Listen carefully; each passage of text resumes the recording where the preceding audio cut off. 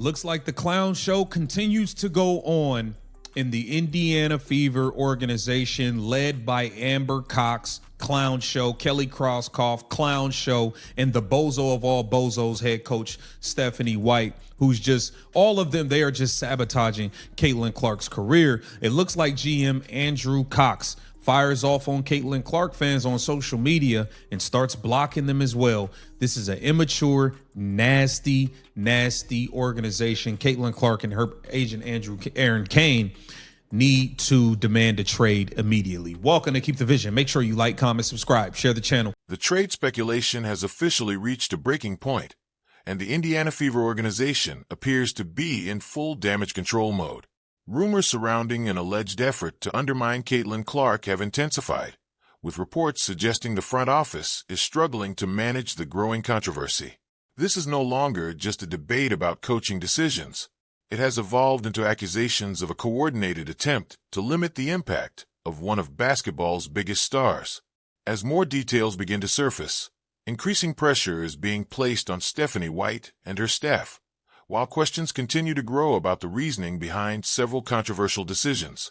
And her agent Aaron Kane need to demand a trade immediately. Welcome to Keep the Vision. Make sure you like, comment, subscribe, share the channel, hit that bell notification, hype the video. That'd be greatly appreciated. Let's get right into things. So we all watched the travesty that took place last night, and Stephanie White trying to crash out on Caitlin Clark, Raven Johnson fouling out in 9 minutes. I mean, it just was a complete joke by Stephanie White. I think she exposed herself. I think she exposed the fact that she's not a good coach at all, and she needs to be fired. And if you don't want to fire her, Amber Cox has found herself at the center of growing criticism on social media, with many fans accusing her of responding defensively rather than addressing their concerns directly.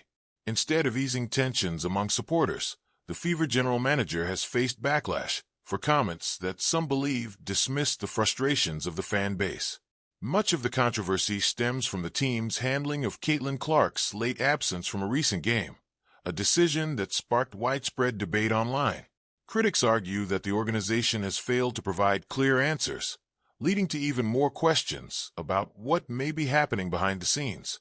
So had this today. He had a bunch of things to say. So we got Amber Cox blocking Caitlin Clark fans, right? Because she can't handle the heat, so she need to get her ass up out the kitchen and get up out of here. Get your ass up out the kitchen and get up out of here. She can't handle the heat and the pressure that's coming with this, and she's bewilting under the pressure. Okay, Jason Whitlock has had this to say. Check this out. Here it says, these four women put the alphabet mafia agenda above basketball business. Your personal life should be your personal life. It should not be your. Stephanie White's coaching decisions in the most recent game drew heavy criticism and left many observers questioning the team's overall direction. One of the most talked about moves was her decision to use 11 different players during the opening quarter, a rotation pattern that surprised both analysts and fans. Critics argued that constantly changing lineups can make it difficult for starters to establish chemistry and build momentum early in a game. While the strategy was defended by some as an attempt to evaluate different combinations, others viewed it as a major coaching misstep. As frustration continues to grow among supporters, accusations and speculation business. Your personal life should be your personal life. It should not be your business only gained more agenda. attention. Okay, and these are the four who are responsible for the sabotage of Caitlin Clark. And you too, Lynn Dunn is a part of the sabotage of Caitlin Clark. Obviously, Bozo the Clown, Stephanie White is a part of the sabotage of Stephanie White's a part of the sabotage of Caitlin Clark. GM Amber Cox, I don't do no scouting. I can't put a roster together to save my life. Amber Cox is a part.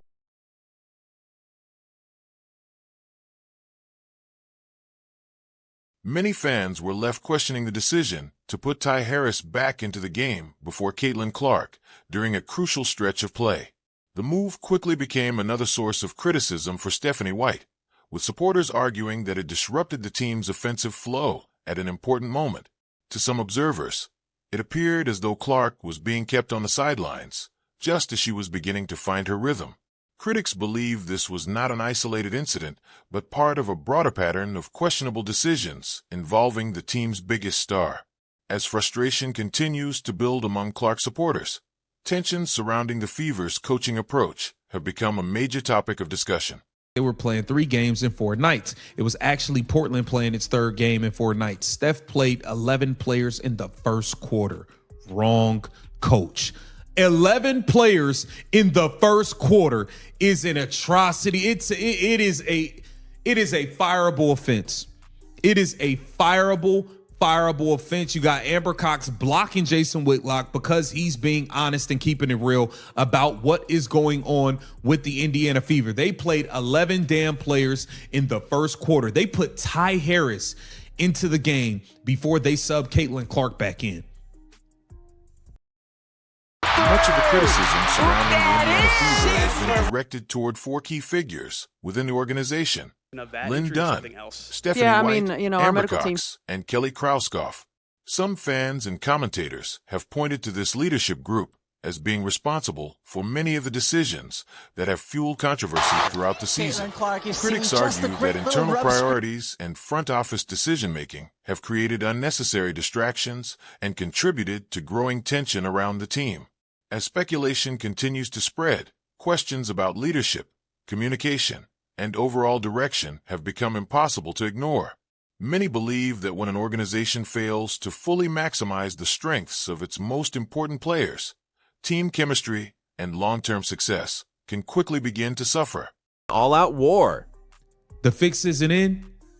Y'all don't believe the fix is in? Come on, man. A blind man could see this. This organization is a joke and a clown show. He also had this to say: if the Indiana Fever are run like a business, the decision to build around Caitlin Clark is easy. If the Indiana Fever are part of the WNBA's LGBTQ's agenda, then decisions are complicated and Caitlin Clark will be sacrificed. And it seems to be clear as day. It seems to be clear as day what they. Jason Whitlock sparked major debate when he criticized the Fever's leadership group, arguing that factors outside of basketball were influencing key decisions within the organization.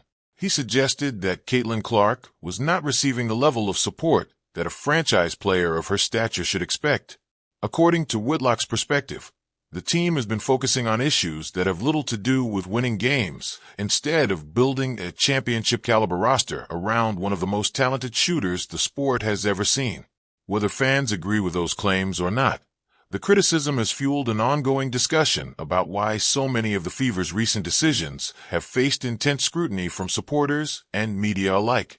Indiana Fever are run like a business. The decision to build around Caitlin Clark is easy.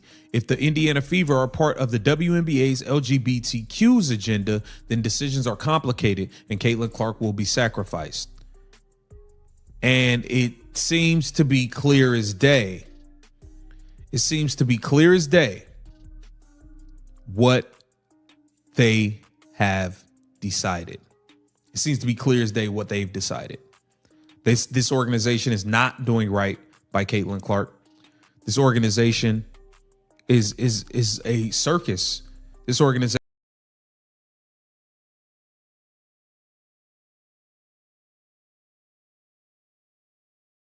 Stephanie White's defensive approach has become a major talking point among fans and analysts, with many questioning whether the Fever's switching schemes are putting players in difficult positions.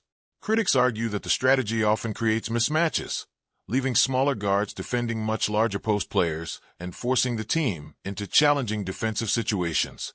Those concerns have fueled a broader debate about the direction of the franchise under its current leadership, with Stephanie White, Amber Cox, Lynn Dunn, and Kelly Krauskopf facing increasing scrutiny. Many supporters believe the organization has struggled to build a roster and system that fully maximizes Caitlin Clark's unique skill set. Instead of surrounding their franchise star with ideal complementary pieces, critics argue that several roster decisions have produced inconsistent results and raised questions about the team's long-term vision. The pressure surrounding the Fever has only intensified as Clark's popularity continues to bring unprecedented attention to the organization and the WNBA as a whole. Every coaching decision, substitution pattern, and roster move is now being analyzed under a microscope. Some fans feel that Clark has not always been placed in the best position to succeed, while others believe the organization is still searching for the right formula to build a contender around one of the most talented young players in the sport. Comparisons are frequently made to other franchises that have successfully built systems around their star players, leading many to wonder whether Indiana is maximizing its greatest asset. Amber Cox has also faced criticism from fans who believe the roster lacks a clear identity, while social media controversies have only added to the tension surrounding the team. The Fever's inconsistent performances have further fueled frustration, particularly when strong outings have been followed by disappointing losses that exposed weaknesses on both ends of the floor.